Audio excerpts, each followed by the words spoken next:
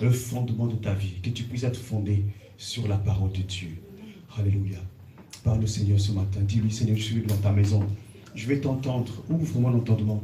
Même les enfants puissent être disposés pour entendre la voix du Seigneur Jésus. Parce que c'est la parole qui te permet de tenir ferme en ce temps de la fin. Nous sommes au temps du soir, le temps dans lequel les choses sont ténébreuses. La parole véritable est rare. Il faut être connecté à la colonne de feu pour que tu puisses voir la révélation. Ça te permet de pouvoir réellement être éclairé. L'éclairage de la parole. Alléluia. Jésus-Christ. Amen. Amen. Que le Seigneur te fortifie et te bénisse ce matin. Amen. Alléluia. Alléluia. Dis à ton frère, à ta soeur, à ta gauche, à ta droite, tu es au bon endroit. Alléluia, tu es au bon endroit. Que le Seigneur te bénisse. Alléluia. Nous souhaitons davantage bienvenue à ceux qui viennent pour la première fois dans cette assemblée. Le Réveil international Jésus revient, basé sur Paris. Alléluia. Amen. Nous sommes le dernier réveil que le Seigneur a suscité afin de révolutionner les fondements qui ont été cassés, détériorés par plusieurs étapes durant des siècles. Malheureusement, lors du premier réveil jusqu'à aujourd'hui, il y a beaucoup de choses qui ont été délabrées. Il y a beaucoup de doctrines qui sont entrées et qui a fragilisé la foi. C'est ce qui a fait que le Seigneur Jésus-Christ ne se manifestait pas tel qu'il s'est manifesté à l'église primitive. Mais dans ce dernier réveil, le Seigneur voudrait, comme il est celui qui ramène les choses qui sont passées. Alléluia. Il n'y a rien de nouveau sur le soleil. Il ramène ce qui est passé. Donc, ce réveil est le cheminement ou la suite du réveil qui s'est fait au temps des apôtres. Amen. Nous sommes au temps de la fin. Le dernier réveil. Parce que Jésus-Christ est déjà à la porte. Nous sommes déjà au temps de minuit. Nous sommes à la troisième veille de la nuit où le Seigneur doit venir. Alléluia. C'est pourquoi il te faille écouter la parole du soir. La parole qui te prépare à pouvoir migrer. Alléluia. Te préparer pour avancer. Vu qu'Israël, lorsqu'ils étaient au désert, le matin ils se nourrissaient de la manne et le soir ils se nourrissaient des cailles. Et les cailles, ce sont les oiseaux migrateurs. Et ça veut dire que le soir dans lequel nous sommes au temps du soir, où Jésus-Christ doit venir. Tu me tiens à la porte de ta vie et je frappe. Je voudrais entrer pour souper. On soupe au temps du soir. Nous sommes au temps du soir où le Seigneur voudrait souper avec nous pour nous préparer à son arrivée. Donc c'est la nourriture du soir. Les cailles, les oiseaux migrateurs. C'est pourquoi prête l'oreille afin que nous puissions ensemble nous préparer pour le retour du Seigneur Jésus. Amen. Amen. Sois béni. Tu peux acclamer le Seigneur. Alléluia. Il est béni. Amen. Comme d'habitude, nous sommes en train de parler de la saine doctrine en général. La saine doctrine est l'ensemble de règles, des principes, des dogmes, des lois que le Seigneur établit, morales, que le Seigneur établit sur son Église, afin qu'ensemble, nous puissions vivre convenablement avec le Seigneur. Même un chef d'entreprise, quand tu viens dans une entreprise, il te dit, voilà les règles à respecter. On ne vient pas dans une entreprise sans pour autant respecter les règles qui sont établies. Donc, ça c'est l'entreprise de Jésus-Christ de Nazareth. Il a dit à Pierre, tu es Pierre, sur cette pierre, qui est la révélation? Qui est la révélation? Je bâtirai mon église, c'est son église à lui. Ce n'est pas l'église d'un homme. C'est pourquoi tu ne trouveras jamais dans Jésus revient un fondateur. Ça n'existe pas. Tu ne trouveras pas le responsable du réveil, ça n'existe pas. Tu ne trouveras pas le chef top spirituel, ça n'existe pas. C'est le même Jésus-Christ de Nazareth qui est le fondateur, qui est le chef, le patron ici. Amen. Nous tous, nous sommes le sujet. Amen. Donc, si tu as appris avant qu'il y avait un fondateur, qu'il y avait un responsable, à partir d'aujourd'hui, il faut enlever ça de ta tête. Parce que c'est l'église de Jésus-Christ. Donc le patron, c'est lui. Amen. Gloire au Seigneur Jésus-Christ. Alléluia. Donc, il établit ses règles. Et ces règles sont contenues dans la saine doctrine. Nous avions commencé par la première constituante qui était la repentance. Nous avons passé quand même beaucoup de temps. Hein. Ah oui, la repentance a été chaud. C'est très très bien. Et ça nous a fait du bien. Nous avons compris comment est-ce que nous devons nous repentir. Nous n'allons pas revenir dessus.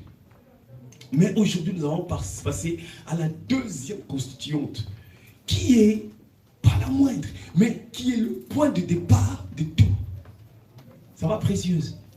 Que le Seigneur te bénisse. C'est une fervente servante de Dieu. C'est pourquoi je l'aime bien.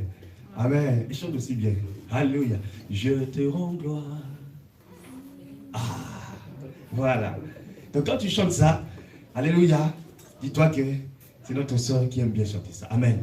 Voilà. C'est pour dire, nous avons parlé de la repentance. Et la seconde constituante, c'est la confession de foi en un seul et unique Seigneur Jésus-Christ de Nazareth. Ça, c'est la base. Alléluia. Parce que si ça, tu ne confesses pas ça, même ta repentance ne sert à rien. Parce qu'en vérité, quand tu te répands, c'est parce que tu as compris que c'est lui le Seigneur. Mais c'est lui la base. Comment tu vas commencer à confesser? Tu confesses, en fait, tu te répands par rapport à quoi? C'est parce que tu as entendu, tu as compris. Alléluia. Le jour de la Pentecôte, le peuple a compris. Oh! Donc il s'agit de celui qu'on a martyrisé, qu'on a livré à la croix. Donc c'était lui, le véritable sauveur. Ils ont compris. Ils disent, qu'est-ce qu'on peut faire maintenant? Parce qu'ils ont réalisé. Maintenant, il dit, répentez-vous. Voyez? Après avoir compris, après avoir été touchés dans leur cœur, là maintenant, ils sont dans la repentance. Alléluia. Très important. Amen. C'est vrai, nous avons commencé par la repentance pour expliquer le meilleur, parce que la repentance touche le péché et la tentation. Mais la confession du Seigneur Jésus-Christ est la base de tout. Raison pour laquelle lorsque nous allons pour évangéliser, c'est parce que nous voulons amener les gens à confesser le Seigneur Jésus-Christ comme Seigneur. Alléluia.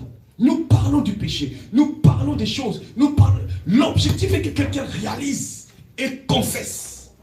Nous utilisons toutes les astuces.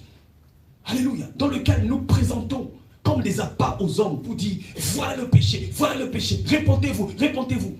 Confessez le Seigneur Jésus-Christ. Lorsqu'ils réalisent leur péché, dans lequel ils sont, dans l'homosexualité, dans l'adultère, dans la pornographie, dans les jeux vidéo, dans les films, dans les séries, dans tout ce qu'il y a comme musique mondaine, ils réalisent. Ils disent, mais que ferons-nous? Parce que le monde est comme ça de toute façon. Réponds-toi, confesse le Seigneur Jésus, il va t'aider. La confession du Seigneur Jésus-Christ est très importante. Nous allons lire la parole du Seigneur Jésus-Christ dans Jean 6, Jean chapitre 6, verset 28. Amen. Même les enfants aujourd'hui, soyez attentifs parce que c'est très important. La confession du Seigneur Jésus-Christ est très importante. Notre confession de foi au seul Seigneur Jésus-Christ de Nazareth. Jean chapitre 6, verset 28.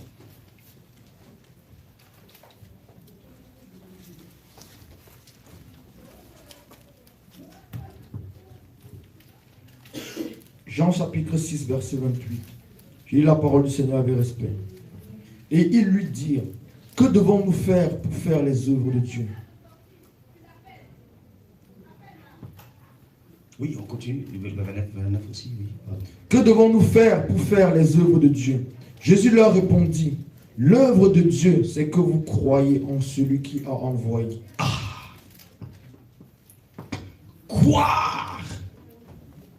Croire en Jésus-Christ, c'est ce que nous faisons à ce que les gens arrivent à ce niveau-là.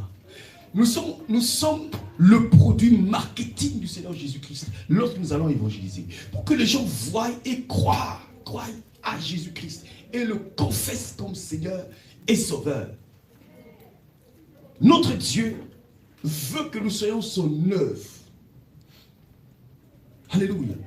Et pour être son œuvre et entrer dans le mécanisme de la transformation, il faut que nous puissions d'abord croire en lui. L'œuvre de Dieu est que nous puissions croire en celui qui l'a envoyé. C'est ça son œuvre. Une fois que tu crois au Seigneur Jésus-Christ, maintenant lui, il entre dans le mécanisme de la transformation. Tu lui donnes un mot de passe qui commence bien à travailler. Ça, c'est une porte ouverte pour lui. Amen. C'est pourquoi, d'emblée, nous allons parler tout à l'heure. Ceux qui font l'œuvre sont passés par la confession du Seigneur Jésus-Christ. Ils sont en train de faire une œuvre pour rien. Parce que la confession du Seigneur Jésus-Christ, c'est le contrat et le mot de passe. Alléluia.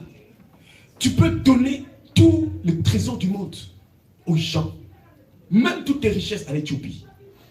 Mais tant que tu n'as pas confessé le Seigneur Jésus-Christ, ce que tu fais là, c'est pour ta propre justice. Parce que tu n'as pas eu un contrat avec le Seigneur Jésus-Christ par la croyance. Il faut le confesser comme le seul Seigneur. Alléluia. C'est vrai, il y a beaucoup de musulmans qui font beaucoup de dons. Mais je vous dis, aujourd'hui, c'est inutile. Ça ne sert à rien. Parce que, il faut leur dire, tu veux que ça puisse avoir de la valeur. Commence d'abord par croire en Jésus-Christ. Et là, tout acte que tu vas poser ne sera pas inutile. Ça sera posé sur le bon fondement, la bonne pierre qui est Jésus-Christ de Nazareth. Vous allez comprendre dans l'enseignement que les catholiques ont renversé les choses. La plupart des catholiques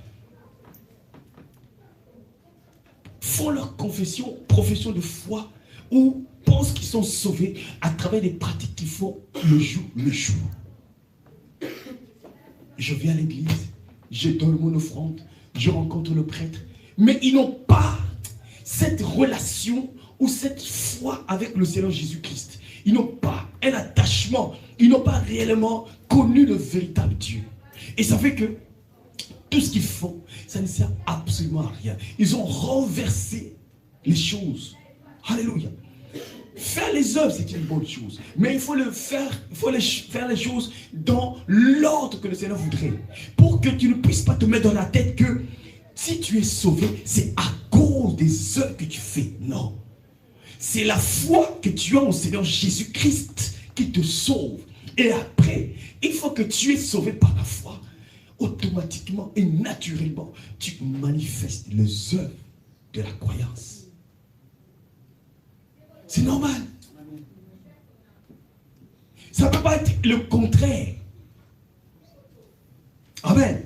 Donc, à partir d'aujourd'hui, lorsque tu te dépouilles, ne te dépouille pas par rapport à une œuvre personnelle.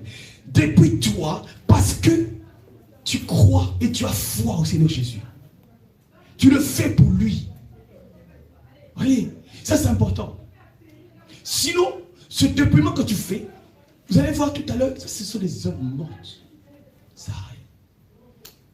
Parce que tu n'as pas d'intimité avec lui. C'est-à-dire que ça ne va pas. Ça sert à quoi de te dépouiller avec des robes comme ça si toi avec le Seigneur Jésus-Christ, il n'y a pas de contrat? Tu perds ton temps. C'est bon? Amen. Tu as compris, non? Amen. Tu as l'enfant compris. Alléluia. Gloire à Jésus. Donc Jésus, c'est la base. Il faille. Quand tu parles à quelqu'un du dépouillement, il faut lui faire comprendre qu'il doit le faire par rapport au Seigneur Jésus. Alléluia. Le dépouillement soit ne sauve pas. Ah non.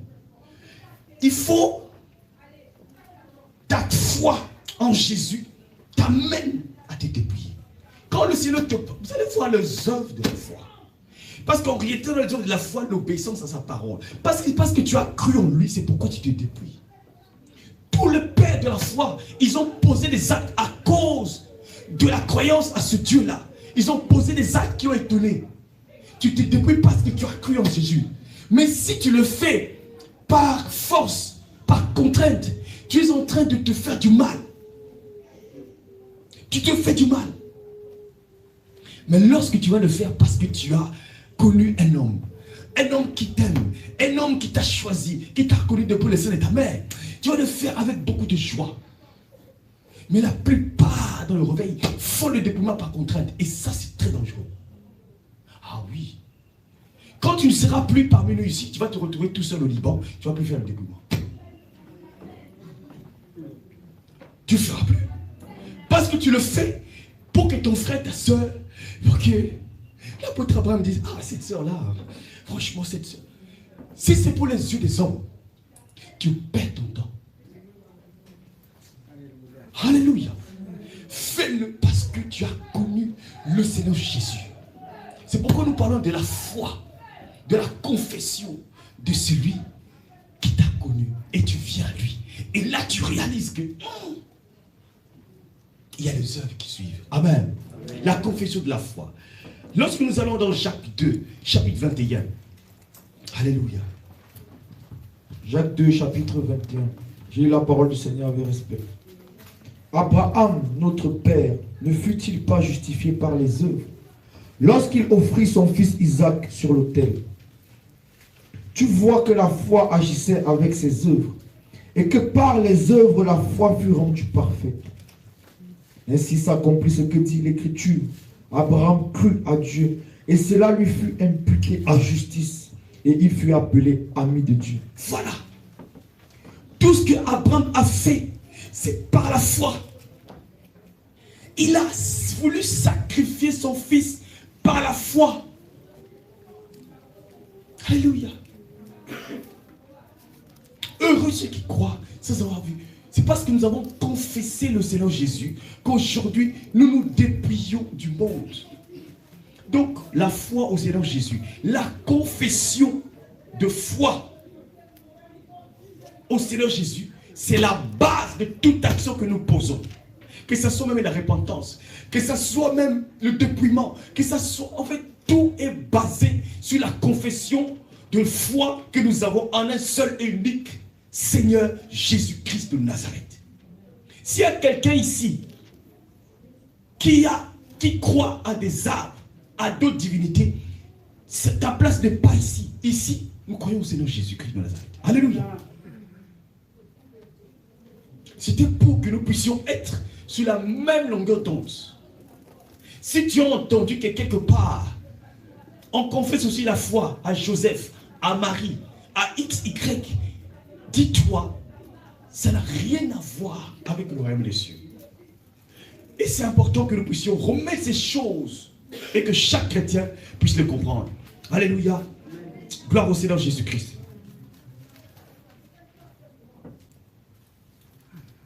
Mais pourquoi nous confessons la foi au Seigneur Jésus-Christ? C'est vrai, nous aurons un héritage sur la terre. Mais d'abord, c'est parce que nous savons qu'il y a une promesse.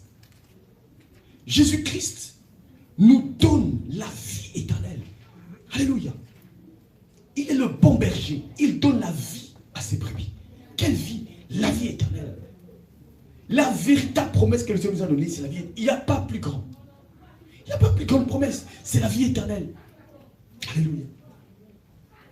Donc, quand nous lisons dans Jean 3,16, Dieu a tant aimé le monde qu'il a donné son Fils avec qui contre lui ne périsse point, mais qu'il ait la vie éternelle. Lorsque nous croyons au Seigneur Jésus-Christ, c'est parce que nous savons que le salut est garanti par cette confession de foi. Amen. Nous allons lire Actes chapitre 16, versets 30 à 32.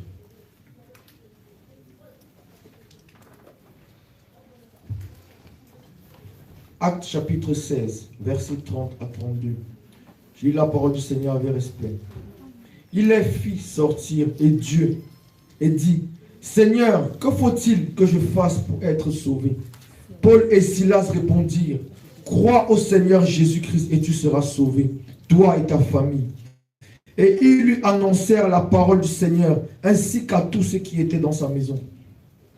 Nous comprenons ici que notre confession de foi, c'est pour le salut, notre propre salut et le salut de notre famille. Nous voulons aller au ciel, tel que nous sommes là. L'objectif principal de tout un chacun, nous voulons tous nous retrouver au ciel, être sauvés. C'est ça l'objectif de la croyance. Au seul Seigneur Jésus-Christ de Nazareth. C'est l'occasion de lancer un message à quelqu'un qui m'écoute même en ligne. Tu perds ton temps avec Allah. Tu perds ton temps avec Mahomet. Jamais tu auras le salut. Jamais. D'ailleurs, pour te décourager, Allah c'est un démon. On t'a vendu des rêves. Mahomet a été un commerçant. Lui-même, on l'a même reproché dans le Coran que tu as péché, tu as des péchés en toi. Comment quelqu'un qui est pécheur à ce niveau doit peut-être être le chemin des musulmans? Je ne sais pas. Quel est le rôle qu'ils jouent dans leur histoire? Mais il a été commerçant. Alléluia. C'est Jésus-Christ de Nazareth. Tous les enfants qui vont à l'école ici, il faille faire très attention de ne pas être influencé par quoi que ce soit de l'islam. Il faut faire attention. L'islam, c'est un piège du monde de ténèbres. C'est Satan lui qui l'a créé. Il faut savoir ça. Ça n'a rien à voir avec eux aussi, ils ont leur religion. Vous voyez, ils ont leur religion. Nous aussi, non. Ça n'a rien à voir. Le diable a créé la religion pour mettre la confusion dans le royaume des cieux. Notre problème, ce n'est pas des religions. Notre problème, c'est la relation avec Jésus-Christ de Nazareth. Jésus-Christ n'a jamais créé de religion. Le diable est venu avec ce principe de religion pour contenter, pour dire, même si eux servent Jésus-Christ, vous aussi, vous avez Allah. Pour les contenter. Mais à la fin, il va moissonner leur âme.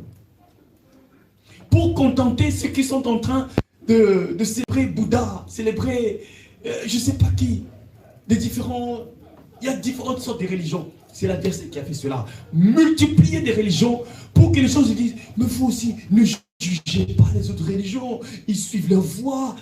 Mais il n'y a qu'une voie. C'est là le problème. Tout cela, c'est des mirages. Alléluia. Quand tu vois désormais un musulman, il faut avoir la compassion pour lui. Vraiment compassion. Il ne peut pas être au ciel. Il n'y a jamais eu un musulman au ciel. Il n'y a jamais eu un catholique au ciel. Il n'y a jamais eu un bouddhiste au ciel. Jamais. Il n'y a jamais eu. Alléluia. Donc c'est important que tu aies cette compassion.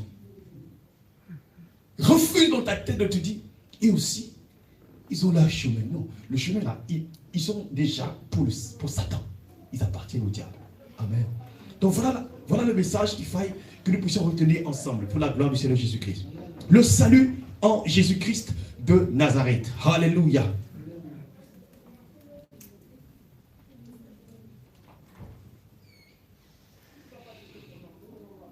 Gloire au Seigneur. C'est ce que nous avons dit. Même nos pères ont manifesté beaucoup de choses, beaucoup de œuvres de la foi. Abraham, à cause de la foi, il a accepté de sacrifier son fils Isaac. Par la foi. Alléluia. Vous vous rendez compte que nous parlons de la confession au Seigneur Jésus-Christ. Confession de foi. Mais comment pouvons-nous définir cette foi? Parce que nous devons confesser la foi en ces. Mais c'est quoi la foi exactement? Amen. C'est dans cela que nous allons nous apaisantir.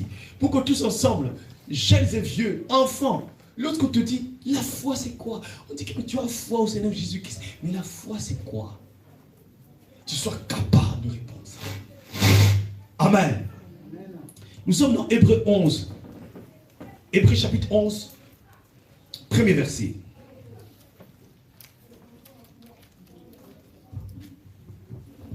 Hébreux chapitre 11, à partir verset 1. Je lis la parole du Seigneur avec respect. Or, la foi est une ferme assurance des choses qu'on espère, une démonstration de celles qu'on ne voit pas. Point. Verset 6.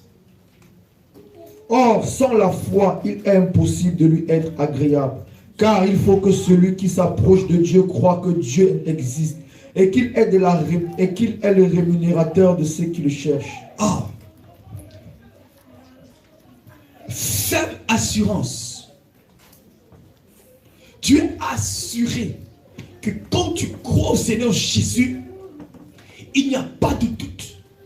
Tu t'attaches à cette croyance, tu as l'assurance que tu verras le ciel. Le mal chez le musulman, aucun musulman n'a l'assurance. Aucun. Ils ne savent pas. Dans leur croyance diabolique et satanique, on va balancer. on arrive, on regarde les biens et les mal. Et quand tu vas mourir, c'est là qu'on va te dire, ah, tu as beaucoup de bien, hein. Tu as beaucoup de mal. Hein. Bon, tu vas d'abord en enfer.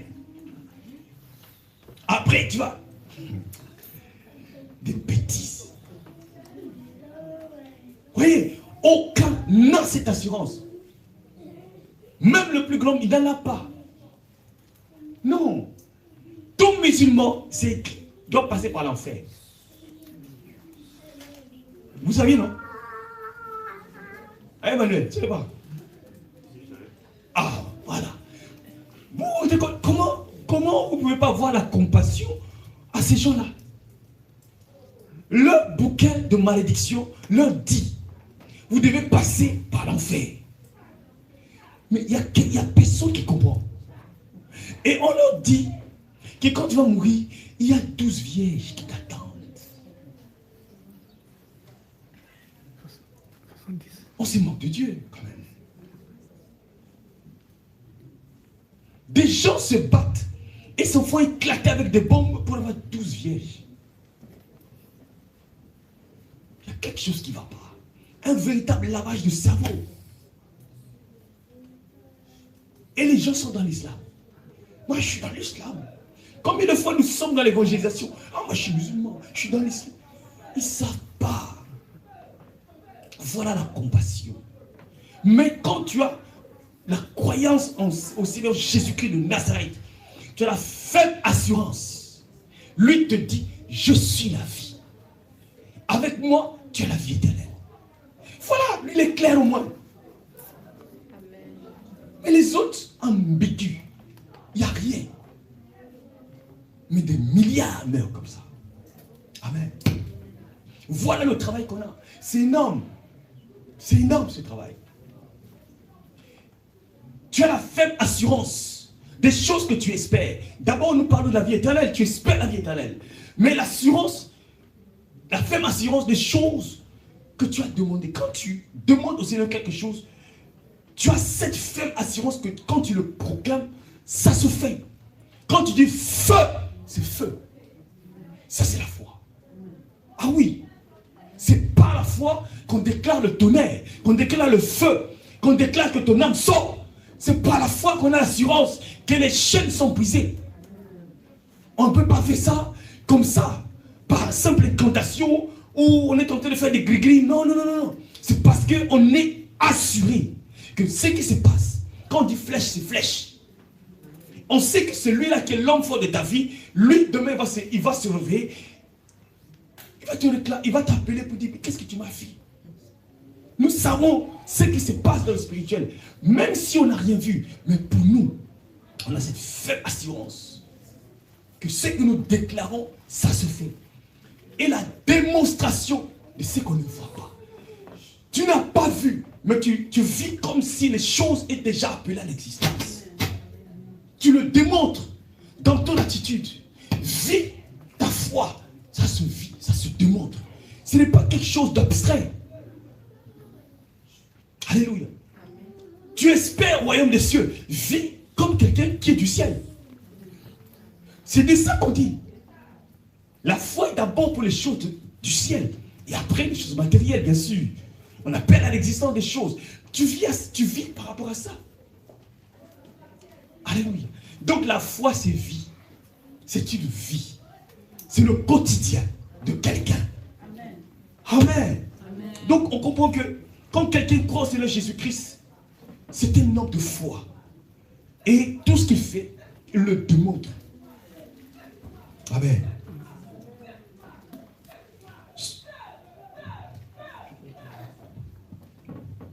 Et pour confirmer ce que l'apôtre dit, le Seigneur Jésus-Christ n'est pas un menteur.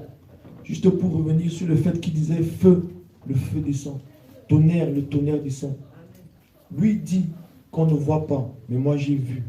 À chaque fois que vous dites feu, j'ai vu le feu descendre, le tonnerre. Il y a un éclair qui descendait du ciel et ça frappait. Localisé, il y avait une cible qui arrivait sur eux. Je les voyais fuir, ils fuyaient avec le feu qui descend. Je vois, je n'ai pas dit que j'ai entendu, je dis j'ai vu. À chaque fois, et c'est ce qui se passe. Donc à chaque fois que vous dites feu, il y a un feu qui descend. L'apôtre dit non, mais moi j'ai dit, j'ai vu. tout ça, c'est la vérité. C'est la vérité. Tonnerre, je dis j'ai vu un tonnerre. C'est comme le tonnerre que je voyais à la réalité. Il était un tonnerre violent qui descendait et il devenait de la poussière, de la cendre. Alléluia, soyez bénis. Mais le Seigneur Jésus-Christ de Nazareth. Alléluia. Alléluia. Donc, chaque fois que tu pries, et c'est ta ferme assurance que la chose se matérialise. Vraiment. Amen. Donc, c'est ça la foi. Nous sommes dans Romains chapitre 1, verset 17.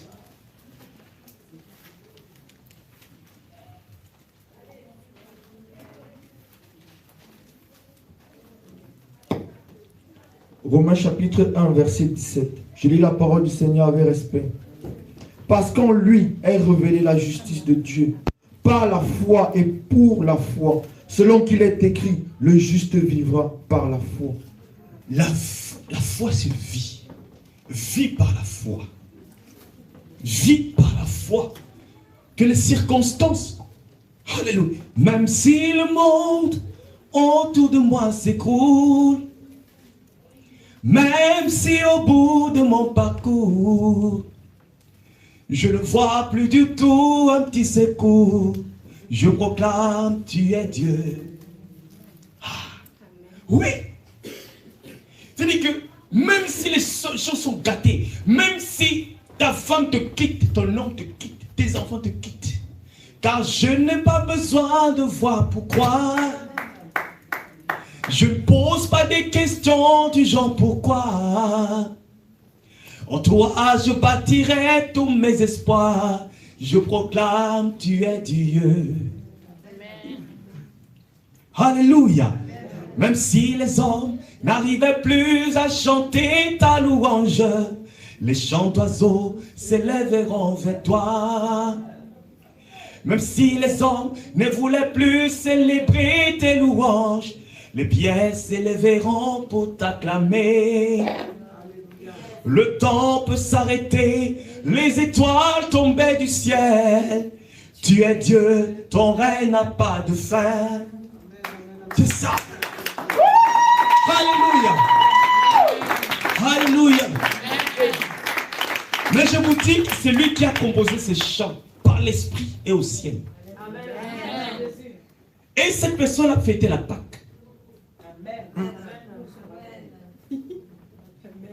Il fêtait. C'est pas on a raconté, on a vu. Si on te dit que tu fêtes pas, tu vas en faire, c'est que cette personne a ment. Même si le ciel ne donne plus de pluie, même si dans mon cœur je ne croyais plus, l'arbre de mon jardin donnera ses fruits qui feront voir que tu es Dieu. Amen.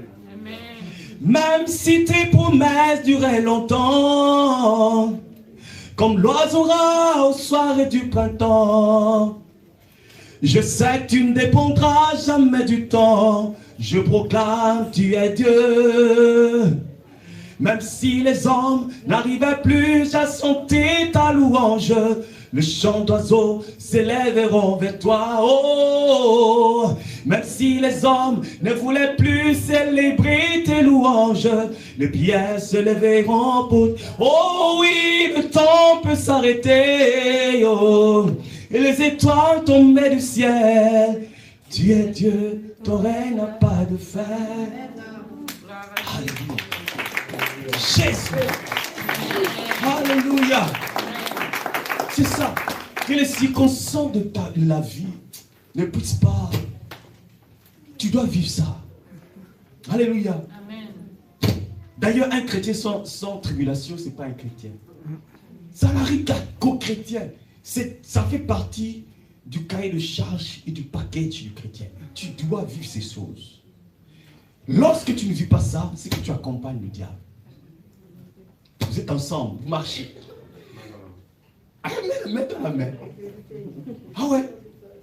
Donc, ça veut dire que vous êtes ensemble, tu ne rencontres aucun problème, pas d'opposition, il y a un problème. Donc vérifie bien ta consécration avec le Seigneur Jésus-Christ de Nazareth. Voilà, nous avons défini la foi. C'est une ferme assurance, c'est une démonstration, c'est une vie. Il faut la vivre. Amen. Que personne ne t'enlève la foi au Seigneur Jésus-Christ. Personne. Les enfants, que personne ne te souffle. Viens aussi chercher Allah. Viens aussi voir Mahomet.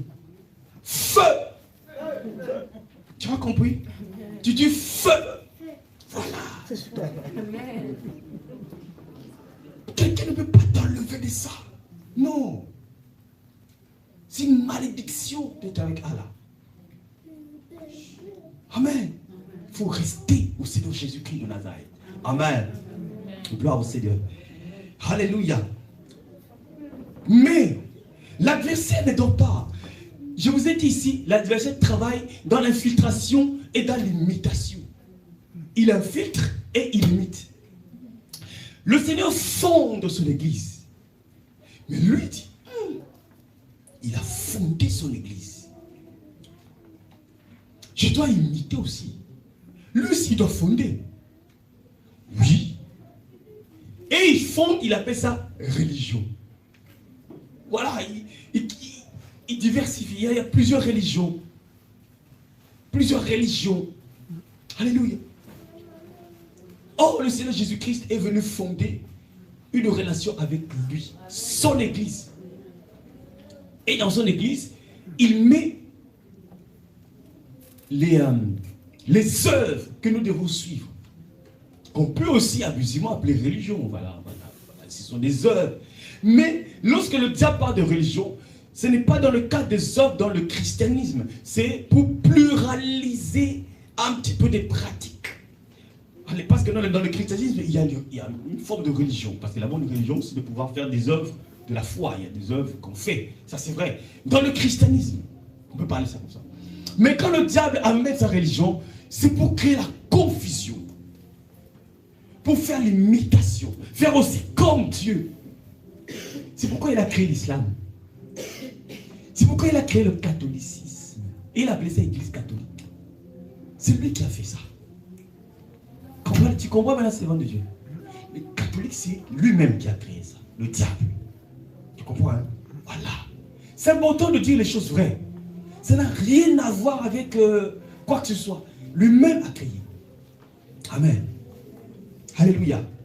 Et qu'est-ce qui se passe? Nous allons nous intéresser particulièrement à un point. Je pense que ça va nous faire du bien. Nous allons lire dans 1 Timothée chapitre 2 verset 5. 1 Timothée chapitre 2 verset 5. 1 Timothée 2 verset 5. J'ai lu la parole du Seigneur avec respect.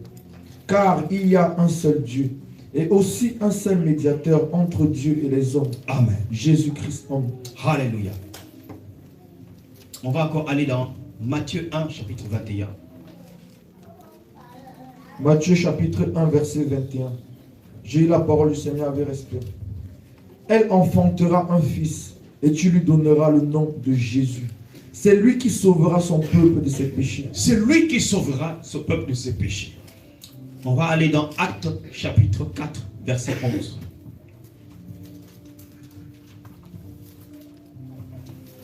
Et quelqu'un va préparer Actes chapitre 4 Ésaïe verset 35 11. verset 3. Actes chapitre 4 verset 11. Je lis la parole du Seigneur avec respect. Jésus est la pierre rejetée par vous, qui bâtissez et qui est devenue la principale de l'angle. Je suis suivant 12. Il n'y a de salut en aucun autre, car il n'y a sous le ciel aucun autre nom qui ait été donné parmi les hommes, par lequel nous devions être sauvés. Amen. Il est le seul médiateur. Le salut ne vient que par lui. Ce n'est que par lui qu'on devait être sauvé. Ésaïe 35, verset 3. On peut aller verset 3 à 5.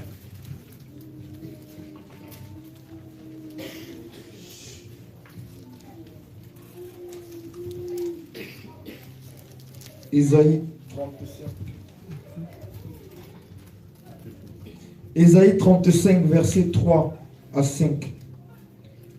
Fortifiez les mains languissantes et affermissez les genoux qui chancellent. Dites à ceux qui ont le cœur troublé, Prenez courage, ne craignez point. Voici votre Dieu. La vengeance viendra, la rétribution de Dieu. Il viendra lui-même et vous sauvera. Alors s'ouvriront les yeux des aveugles, s'ouvriront les oreilles des sourds.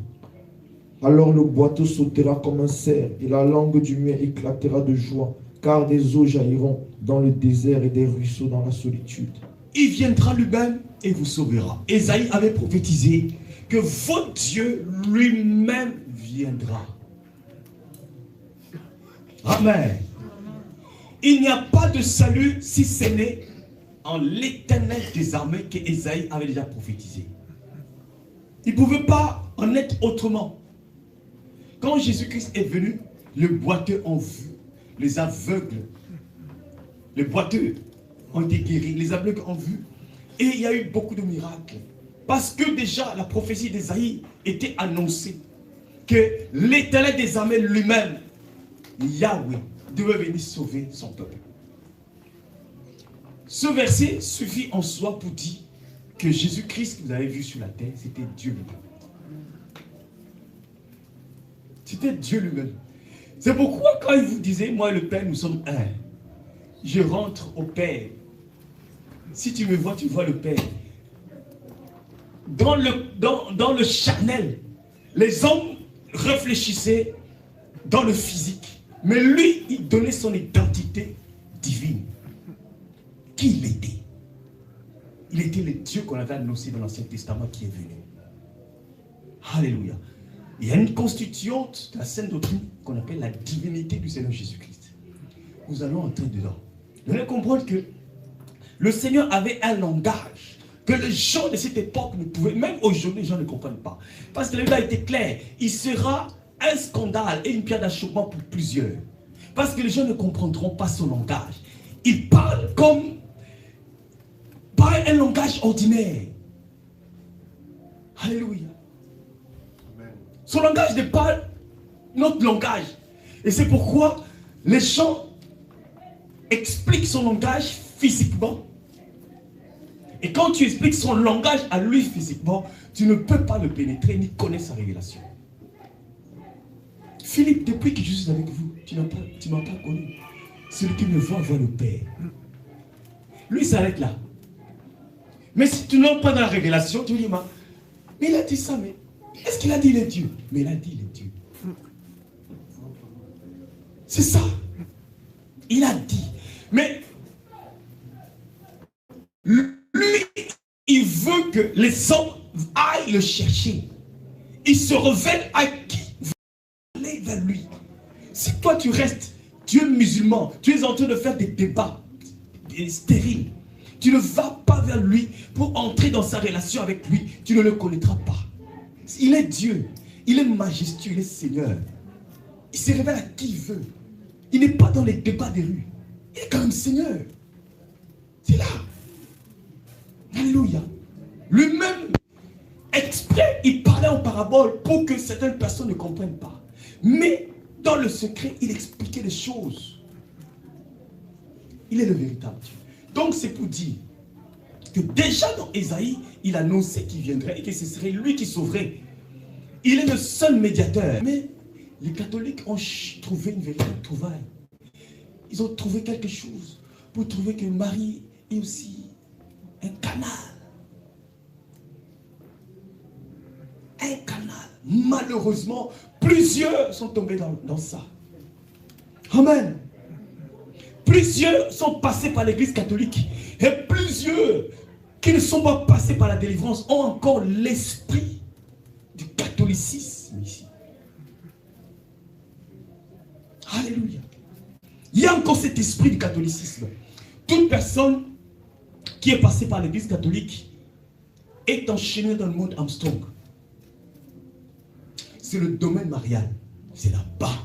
Toute âme. C'est pourquoi tu peux beau parler à quelqu'un. Mais tant que son âme ne sort pas dans le domaine marial, dans le monde Armstrong, cette personne ne comprendra pas. C'est la maman de Dieu. Mais vous aussi, vous exagérez. C'est l'Immaculée Conception. C'est la Vierge. C'est... C'est-à-dire que tu peux... C'est-à-dire que L'esprit est obscurci. Donc il faut prier. Il faut prier. Il faut briser pour que la personne sorte de l'aveuglement et qu'il voie que seul Jésus est le médiateur. Alléluia. Il n'y a point de salut en aucun autre, si ce n'est en Jésus-Christ de Nazareth. Mais ils ont inséré Marie. Mais la pauvre qui est au ciel, je suis sûr qu'elle a compassion des catholiques du monde entier. Elle est au courant de cette affaire. Elle est quand elle est décédée. Elle ne savait pas que derrière, le diable allait marchander. Elle ne savait pas. Elle est partie. Et le diable a trouvé la bonne. Il a récupéré la situation. Amen. Marie, c'est notre sœur qui avait été épousée par Joseph. Et après Joseph, elle a eu d'autres enfants. C'était une femme au foyer. Jésus-Christ, c'était l'aîné. Et il y avait d'autres. Il y avait Jude, Jacques. Voilà. C'était une femme au foyer. Elle était mariée. C'est vrai, quand elle était mariée, elle était vierge. Mais après, elle avait son homme. Ah, quand même, on l'a épousé pour rien. Mais pourquoi on crée une histoire sur une femme? Vraiment. Alléluia. Gloire au Seigneur. Je voudrais dire à quelqu'un, afin que vous compreniez, lorsqu'on parle de Marie, Marie en vrai existe. Elle est au ciel. Elle est au repos avec le Seigneur Jésus. Elle se repose. Elle attend l'enlèvement comme tout le monde. Vous voyez? Mais la Marie là, que vous voyez là, de l'église catholique, ce n'est pas celle que le Seigneur a utilisée pour enfanter le Messie. Non. Vous comprenez ça? Amen. Tu comprends ça? Hein? Elle comprend, hein? Elle sait ça déjà. Il faut que les enfants comprennent ça. C'est important. Parce que sinon, on risque de les blaguer. Parce que ça, c'est... Je peux garantir. Dans la secte catholique, Marie a plus de pouvoir que Jésus. C'est-à-dire que Marie, c'est la mère et Jésus, c'est l'enfant. C'est la maman. Il faut avoir du respect à la maman. Hey, c'est pas possible quand même. Comment on peut embrigader les gens à ce niveau? Alléluia.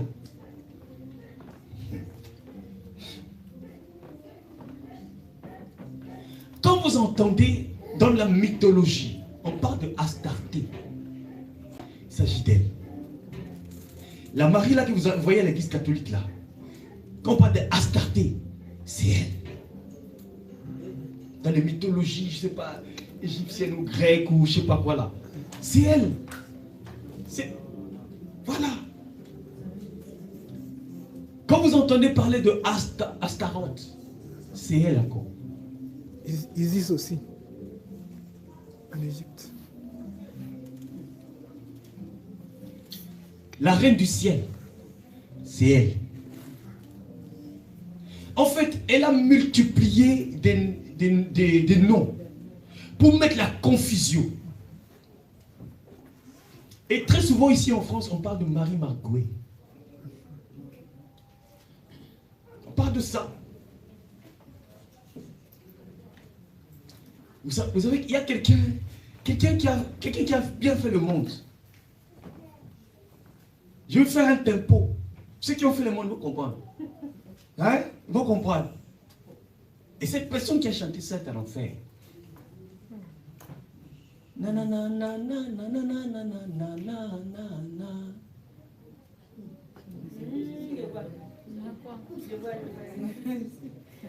va faire le monde. Hein? Vous faites semblant. Vous connaissez.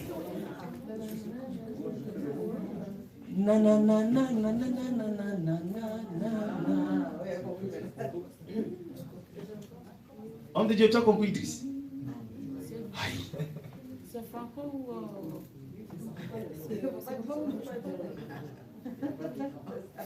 Maria Valencia. Ah, papa, oui, je sais. Donc toi, tu étais là. Papa, je ne sais pas des noms, juste... Il est en train de chanter la reine du ciel.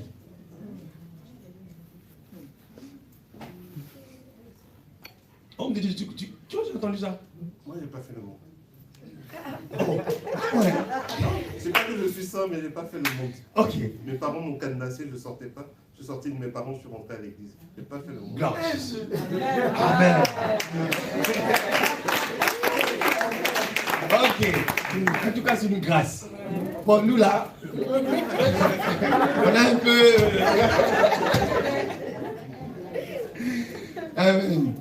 mais les gens se rappellent un petit peu, non? C'est moi de Dieu là. Rebecca, ça va? Tu connais, non? Tu connais? Ok. Oui, ça dit. Voilà. Donc, il était en train de célébrer la reine du ciel. Voilà, c'est parce qu'on est. Dieu, on ne peut pas chanter ça. C'est pas bon. Oui. La France a eu sa version.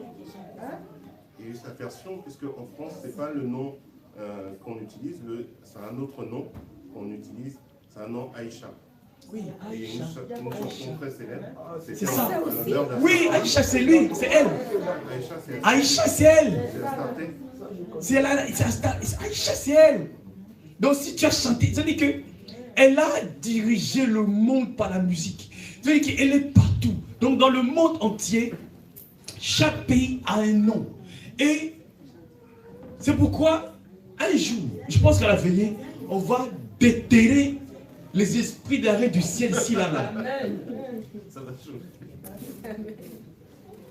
Tu as chanté Aïcha, tu as chanté Maria Valencia. Donc, tu es dans le domaine marial. Parce qu'ils ont trompé pour dire que Marie est l'intercesseuse entre nous et Dieu. Amen. Et quand même tu entends quelqu'un qui s'appelle Vénus, c'est Marie encore. C'est encore Marie. Alléluia. Ceux qui ont fait beaucoup de carnaval.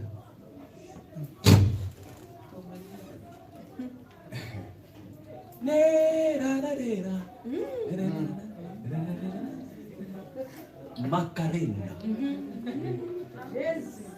Macarena. Tu as chanté ça? Tu as dansé ça, non? Marial. Tu es dans le domaine marial. Ils ont pollué les clips par ça. On était en train d'adorer des démons. Vous avez compris, hein? Alléluia.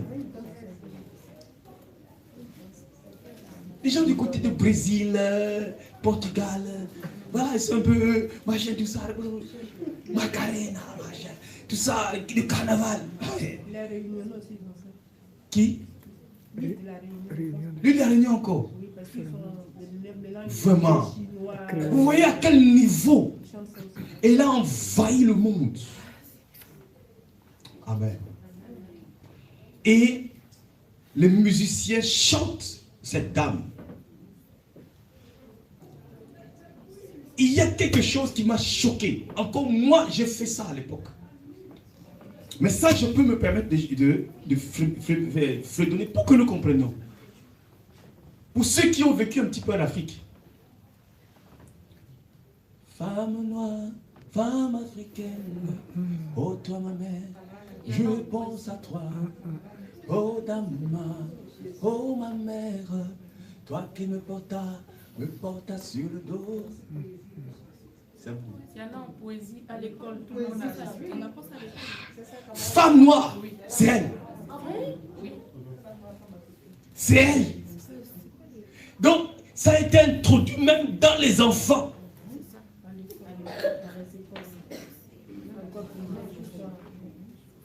Vous voyez à quel niveau? Aïe.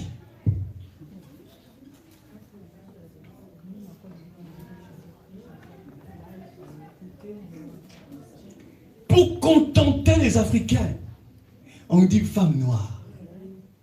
Les Africains disent on nous a honorés. Non. Oh Jésus. C'est quand même énorme, bien aimé dans le Seigneur. Alléluia. Il y en a plusieurs de toute façon. Alléluia. Sans oublier Tammuz. Je pense que Tammuz, quand on avait parlé des anniversaires, l'origine des anniversaires, ça partait de Tammuz, de ce côté-là. Alléluia. C'est aussi elle. Donc il y a tellement de... Donc il y a un dernier. C'est important qu'on le sache. Il y a un diminutif qu'on utilise très souvent dans les églises. Quand on dit Notre-Dame. Quand on dit Notre-Dame, c'est elle. L'église Notre-Dame 2. L'église Notre-Dame 2, c'est elle. Madonna. La Madonna. En Italie, en Italie. Madonna. C'est-à-dire qu'elle s'est multipliée en plusieurs noms. Et là, il y a une véritable captivité. Donc vous comprenez qu'il faille que nous puissions faire attention à ces sujets-là, bien aimés dans le Seigneur. Alléluia. Il faut dire à quelqu'un qui s'appelle Diane d'arrêter. C'est encore elle. Si tu t'appelles Diane, tu es la reine, c'est la reine du ciel. Et automatiquement une sirène te capture. Automatique. Tu t'appelles Aïcha.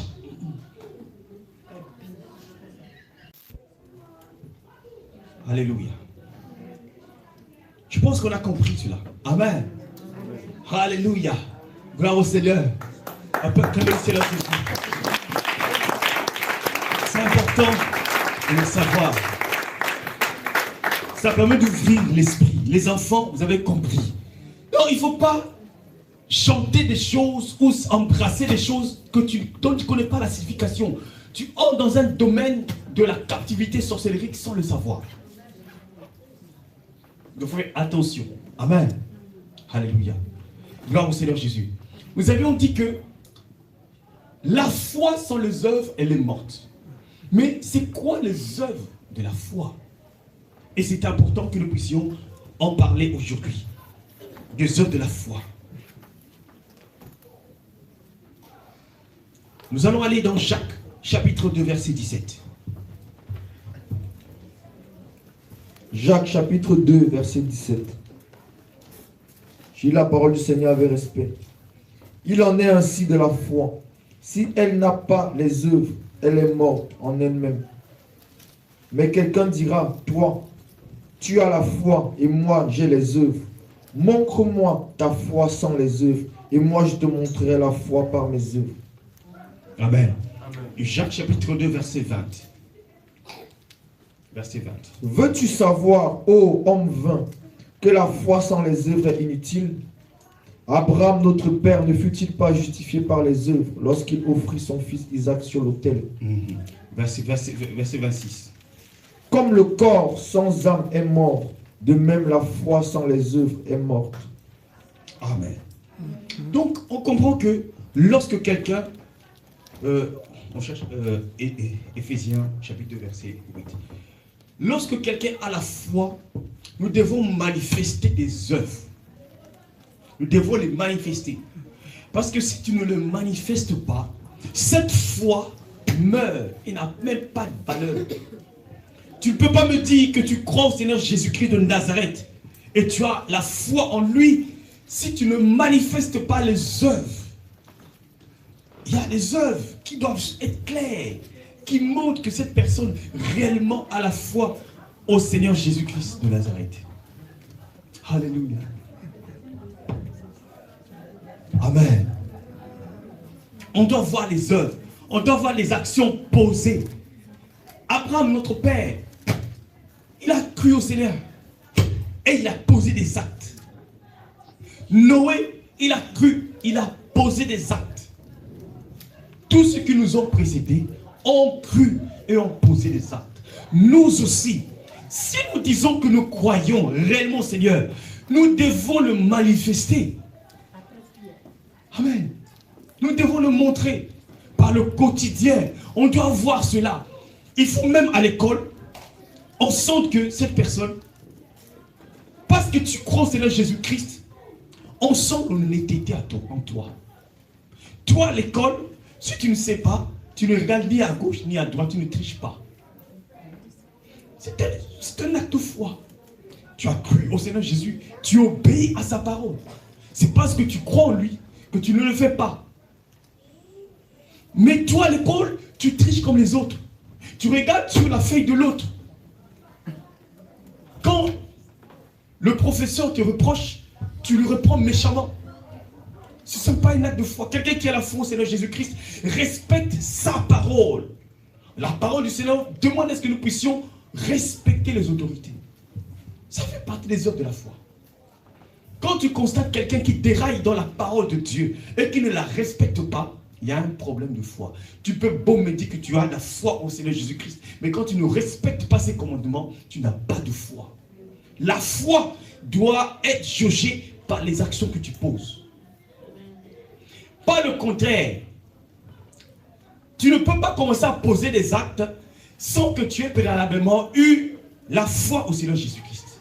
Et c'est là qu'on appelle œuvre morte. C'est mort. Alléluia. Nous allons aller dans Éphésiens, chapitre 2, verset 8. Éphésiens chapitre 2, Jusqu'à 10. à partir du verset 8 à 10. J'ai la parole du Seigneur avec respect. Car c'est par la grâce que vous êtes sauvés, par le moyen de la foi, se glorifie. Car nous sommes son ouvrage, ayant été créés en Jésus-Christ, pour de bonnes œuvres que Dieu a préparées d'avance, afin que nous les pratiquions. Amen. Nous sommes son ouvrage. Nous sommes les instruments que Dieu doit façonner, afin que nous puissions pratiquer les œuvres que lui, il a déjà préparées d'avance. Il a mis devant nous des choses à mettre ou à pratiquer.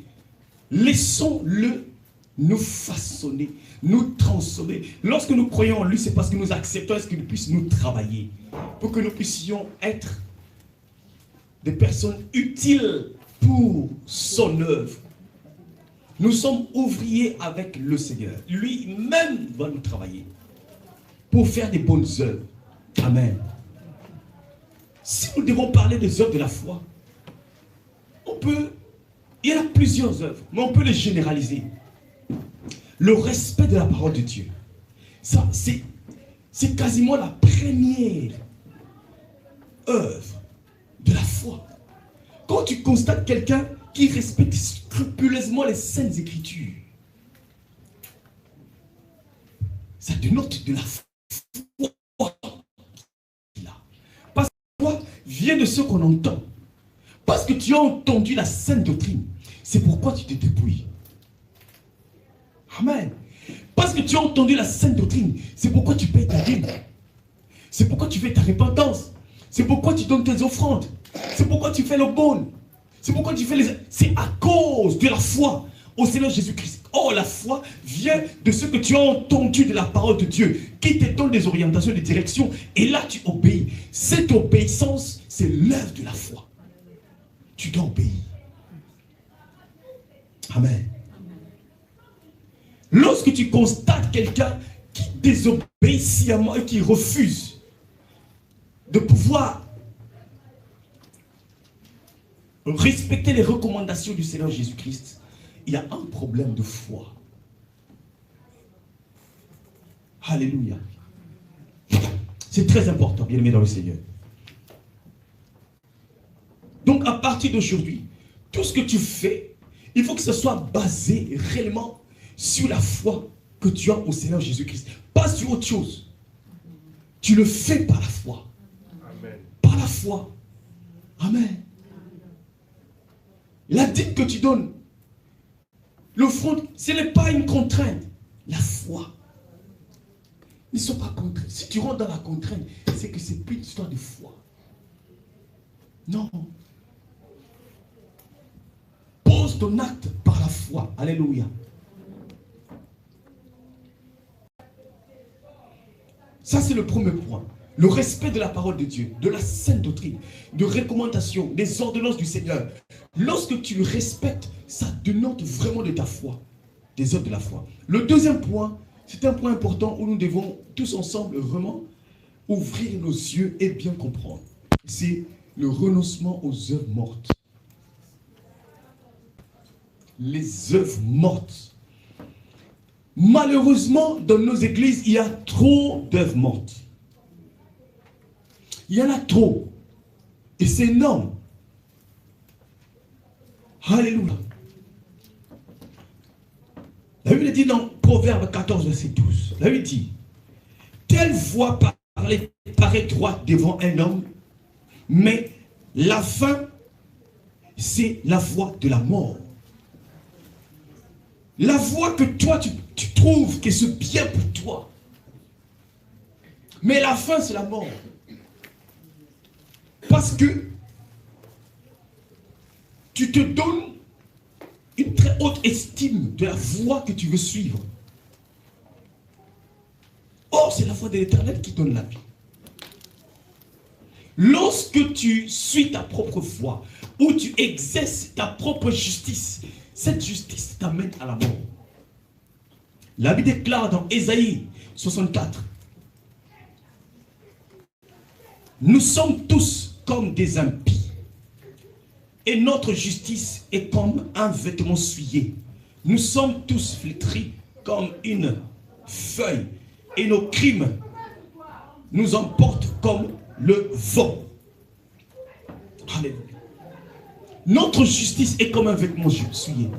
Lorsque nous voulons faire notre propre volonté, notre propre voie, ça nous amène à la mort. Nous voulons faire notre propre justice, nos propres calculs à nous de la volonté ou de la voie du Seigneur, ça nous amène à la mort. Il faut se laisser conduire par le Saint-Esprit. Et là, les actions que nous posons, ce ne seraient pas des actions mortes, mais ce sont des actions vivantes. Parce que ça sera sous la motivation du Saint-Esprit. Je vais m'expliquer. Alléluia.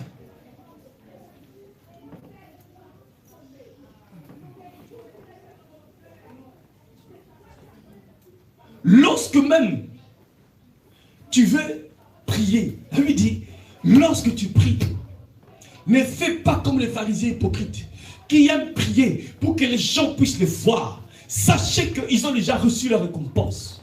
Parce que tu cherches à faire des actions pour que tu puisses être vu par les hommes. Tu as déjà ta récompense parce que les gens t'ont déjà acclamé. C'est tout. Tu as déjà ta récompense. Mais fais des pauses, des actes pour que ça soit Dieu puisse être content de toi. Tout acte que tu poses, cherche l'approbation. Lorsque la Bible déclare, si Dieu approuve le voie d'un homme, lui-même il dispose toutes choses. Cherche l'approbation du Seigneur Jésus-Christ dans chaque chose que tu fais. Mais lorsque tu fais des choses pour que les gens puissent commencer à t'acclamer. Alléluia. Même quand tu prêches, comme je suis là, si je le fais pour que les gens puissent m'acclamer, j'ai déjà reçu ma récompense. C'est ça qu'on appelle œuvre morte. C'est mort. Christ ne trouve pas d'intérêt dans ça. Tu le fais pour ta propre personnalité. Tu veux que les gens t'acclament, disent que cette soeur-là, oh, cette soeur-là est gentille. Ça veut dire que tu veux que les gens te valorisent, les gens puissent te... En fait, tu veux que les gens... voilà, puissent t'élever. C'est dans ça. Tu as déjà reçu ta récompense. Alléluia. Même quand tu donnes ta dîme, même quand tu donnes ton offrande, fais-le pour le Seigneur. Mais quand tu le fais pour que les gens te voient, tu as déjà reçu ta récompense. Et c'est une œuvre morte. Il faut renoncer aux œuvres mortes. C'est ça la foi. Ce sont les œuvres de la foi. Renoncer à ces œuvres. C'est-à-dire que quand tu poses tes actes, même quand tu viens à l'évangélisation, fais-le pour Jésus.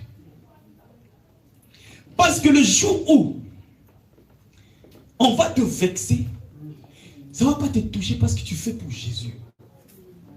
Mais parce que tu as l'habitude de le faire pour l'apôtre Abraham. Tu as l'habitude de le faire pour Maman Sarah. Le jour où tu ne seras pas content, tu vas arrêter.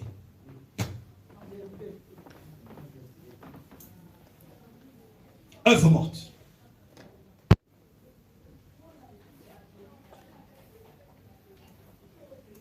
Quand tu viens intercéder, fais-le parce que le Seigneur te demande de le faire. Ce n'est pas les hommes. Les intercesseuses. Œuvre morte. Attention. Le jour où le prophète Benjamin va te dire, servant de Dieu, ah, je ne suis pas content de ton attitude. Ce jour-là, tu ne viens pas à l'intercession pour montrer que, voilà quoi. Et quoi. Œuvre morte. Amen. Les amis, il y a trop d'œuvres mortes. Trop d'œuvres mortes. Il faut sortir de là. Ah, les amis. Non. Dieu voit tout. Alléluia. Il voit. Il voit tout ce que nous faisons. Des fois, il dit, il a pitié de nous. Il dit, mais pourquoi vous faites ça? Non. Alléluia. Le renoncement aux œuvres mortes, c'est important. Alléluia, c'est très important. Nous croyons bien faire de foi. Certaines fois, nous croyons bien faire. Mais nos œuvres sont... nous croyons que nos œuvres nous rapprochent de Dieu. Les gens croient en faisant des œuvres, être dans l'activisme, faites beaucoup de choses, c'est ça qui te rapproche de Dieu. C'est pas de ça qu'on parle. Non. Alléluia. Ne pose pas, ne te focalise pas sur les œuvres que tu poses. Focalise-toi sur la foi en Jésus. Et là, les œuvres que tu poses auront de la valeur. Si tu te valorises par rapport aux œuvres, tu as reçu ta récompense. Et ton regard d'abord sur la foi. Et les œuvres suivront. C'est tout. Alléluia. Ton existence n'est pas liée aux œuvres. Ton existence n'est pas liée au poste. Ton existence n'est pas liée à une personnalité quelconque. Ton existence est liée à ta relation avec le Seigneur Jésus-Christ. Quand tu sois intercesseuse, que tu sois qui que ce soit, évangéliste, pasteur, quoi, tu ne sois rien de tout ça. Mais au fait que tu sois dans une relation avec lui, ça te suffit. C'est ça. Plusieurs ici dans le réveil, si on ne te donne pas une responsabilité, c'est fini, tu arrêtes. Non. Non. Je vous ai toujours donné l'exemple. Nous là, nous on a été trop traités dans d'autres églises. Je vais te donner un exemple ici. On te lève, jeune homme, lève-toi. Je t'avais vu l'autre fois là-bas à Châtelet. Tu faisais quoi là-bas? Oh non, je vais. Tu ne donnes pas l'explication. Pendant 1 an, tu viens à l'église, tu fais rien. T'as compris? Oui. Et tu vas venir. Les églises que nous disons qu'ils connaissent rien, que nous disons qu'ils connaissent rien, ils ont cette discipline. Mais faites ça ici au réveil. Nous les amis, on ne connaît pas encore Jésus. C'est pas bon. On est trop attaché. C'est-à-dire que on n'a pas encore renoncé à nous-mêmes. Il y a encore 1 mois. Non. Il faut renoncer à soi-même et aux œuvres mortes. On doit sentir un véritable renoncement. Alléluia. qui est capable, quand elle chante ici, pendant 6 mois, tu ne chantes pas. Mais tu viens à l'église, tu viens à l'évangélisation, tu ne dis rien, tu ne boudes pas. Mais ici, si on fait ça, bouderie. Tu boudes. Allez. Bien-aimé dans le Seigneur. Trop d'œuvres mortes. Le Seigneur n'en veut pas. Tu veux manifester la foi. Manifeste les œuvres de la foi. Renonce aux œuvres mortes. Meurs en soi-même. Laisse Jésus-Christ vivre en toi. Alléluia. Je pense qu'on a compris. Alléluia. Gloire au Seigneur Jésus. Amen.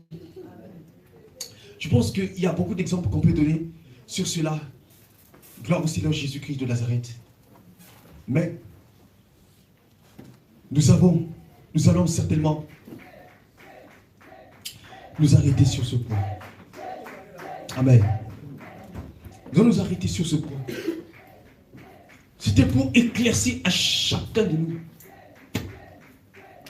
à baser réellement notre foi au Seigneur Jésus-Christ. Qu'il vente, qu'il neige. Qu'on te parle mal, qu'on te parle bien, que ça ne change rien. C'est dans ça qu'on est.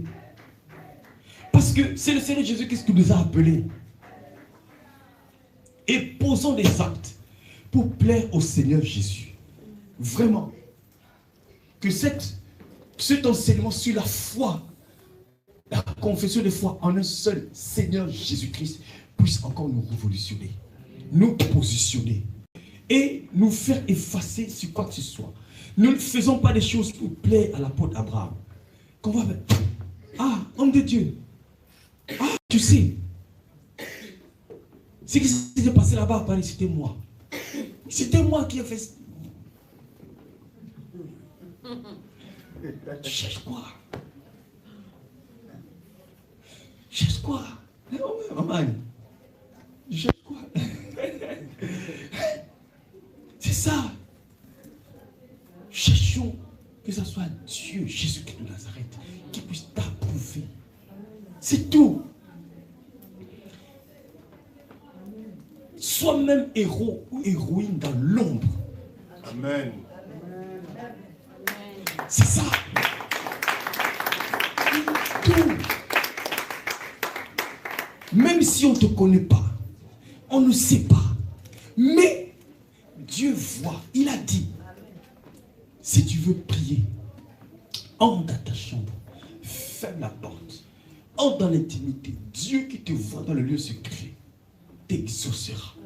C'est-à-dire qu'il cherche des gens qui ne font pas des choses pour être vus. C'est ça. Ne fais pas ça. Œuvre morte. C'est important. Alléluia. Parce que si tu te vantes aux yeux des hommes, tu as déjà reçu ta récompense. Laisse que ce soit ta soeur ou ton frère qui dise, ah, homme de Dieu Roméo, ah, j'apprécie. Laisse les autres dire ça de toi. Amen. Je pense qu'on a saisi. C'est important, ce sont des fondements. Parce que si on ne comprend pas ça, on va vouloir faire des choses pour prouver aux gens ici. Ici, on ne se prouve pas. Fais des choses pour Dieu, pour que lui-même puisse te rémunérer. Amen. Alléluia. Est-ce qu'on a compris? C'est ça le réveil, le fondement. Amen. Alléluia. On acclame le Seigneur Jésus-Christ qui se lève. On acclame le Seigneur Jésus. On acclame le Seigneur Jésus-Christ de Nazareth. Alléluia. On acclame le Seigneur Jésus-Christ. Alléluia. Alléluia. Gloire au Seigneur. Amen. Tu vas répéter après moi, Seigneur Jésus. J'ai entendu ta parole. Oh Dieu, augmente en moi la foi. Je vais te servir avec assurance, avec démonstration, avec détermination. Aide-moi, Seigneur, là où je suis faible, que je puisse me relever Aide-moi, Seigneur, à ne regarder qu'à toi, à toi seul, pas aux hommes, de servir. Parce que tu as besoin de moi. Pour que je sois un instrument pour la gloire de Dieu. Oh Dieu, aide-moi à ne pas me déconsidérer. À ne pas me déconsidérer. Je voudrais me prendre au sérieux. Car toi, Dieu, tu as besoin de moi. Je dois vivre pour manifester la gloire de Dieu. Augmente en moi la foi dans tout ce que je ferai. Que je le fasse par la foi. Non pas par la vue des hommes, mais pour toi seul. Pour la gloire de Jésus. Que ton nom soit glorifié. Bénis ton Église. Bénis ceux qui nous écoutent à travers le média. Bénis les frères et sœurs qui ne sont pas venus et qui sont malades. Prends soin d'eux. Dans le nom de Jésus, nous avons prié. Amen. On acclame le Seigneur. On acclame le Seigneur. Alléluia. Amen.